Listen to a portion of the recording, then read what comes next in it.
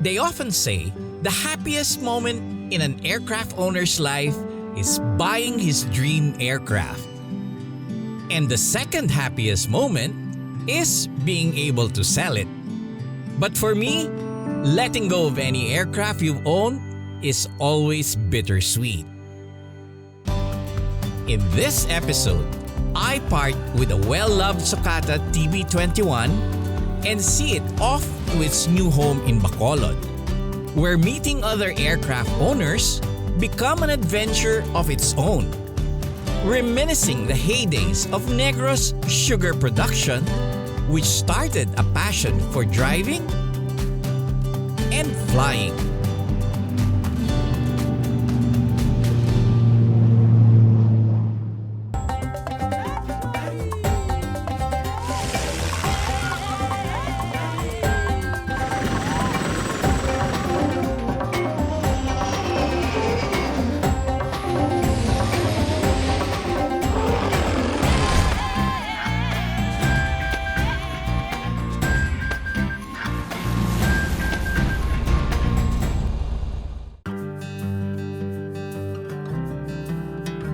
The Socata TB21 Trinidad first appeared on the Paris Air Show in the late 70s, standing out against the traditional-looking Pipers and Cessnas.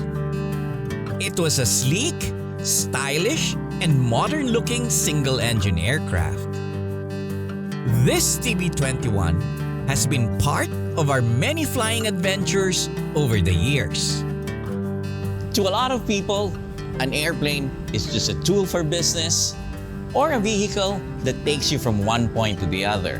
For me, an airplane is family, and it's very sad if you have to let go of one. Today, it will be leaving for its new home, Bacolod. Well, it's remembering old adventures, places that you've been together, and fun you had in all your adventures. It's saying goodbye to the airplane, but keeping very good memories of it. I slipped inside its gull-wing cabin doors. We left a hazy Manila behind us as we flew to Bacolod. The TB21 has very light controls and very stable in flight. It has a good instrument layout, and the cabin is very comfortable and spacious. I also like the visibility of this aircraft. As we approach Bacolod, the skies have cleared, allowing us to appreciate the views. Well, that's Bacolod already. The engine has really been smooth and I really cannot complain. Bacolod was gifted with fertile soil wherein the sugarcane is growing abundantly. And this is where the money of the old Bacolod came from. If you'll notice, a lot of haciendas in these areas. And there's a sugar mill right there. Bacolod has always been an interesting place for me, not only for the food, but also for the culture.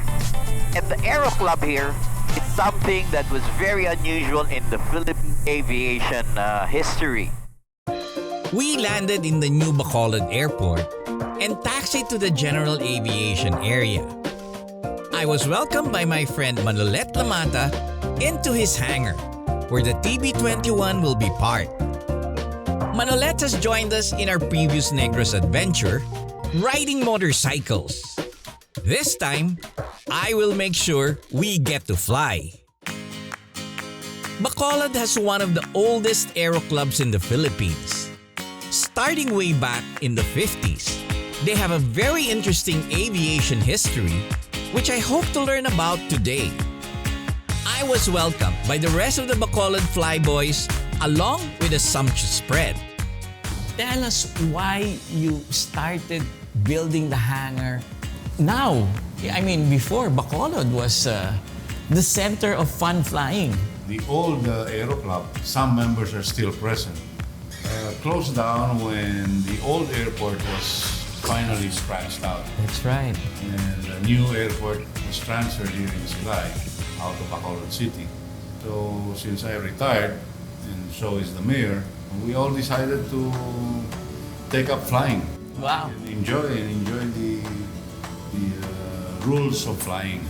When you look back at life before, why did you think that opportunity came to Bacolod and not to any other place in the Philippines? Because I know all the nice cars were here, all the nice airplanes then was here, more than Manila and other places.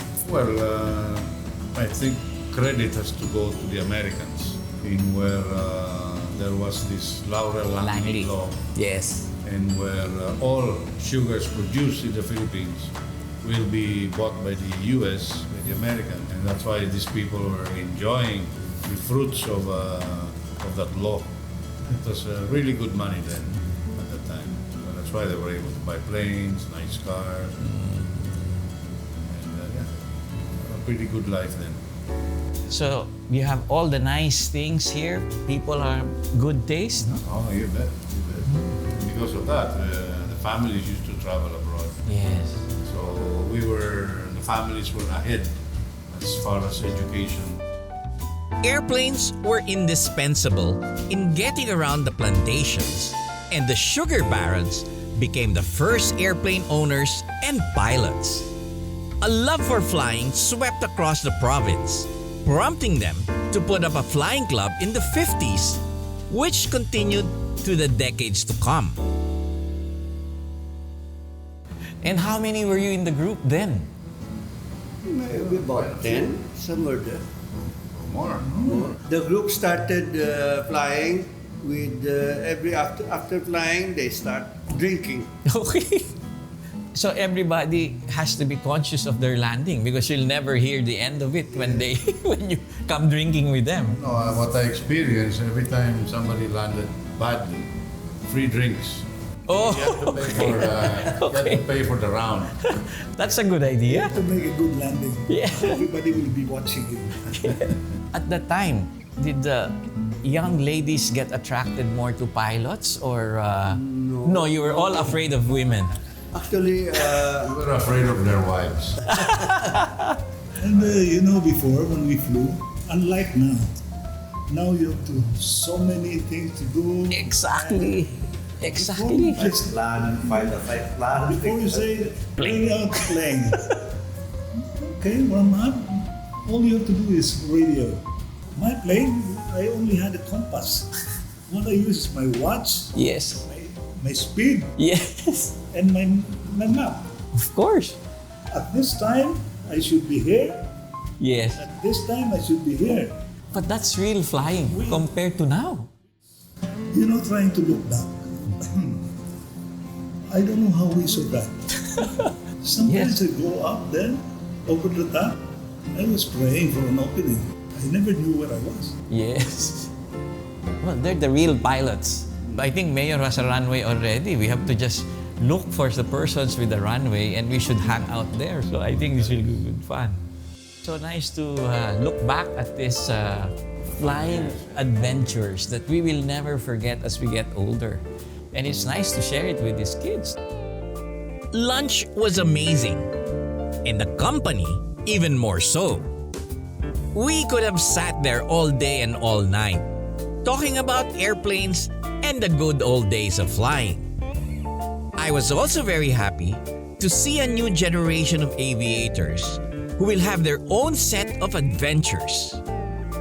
Times may have changed, but the love for flying will continue.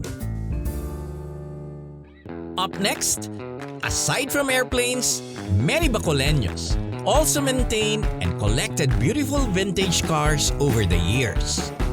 I discovered their passion for restoration after the break.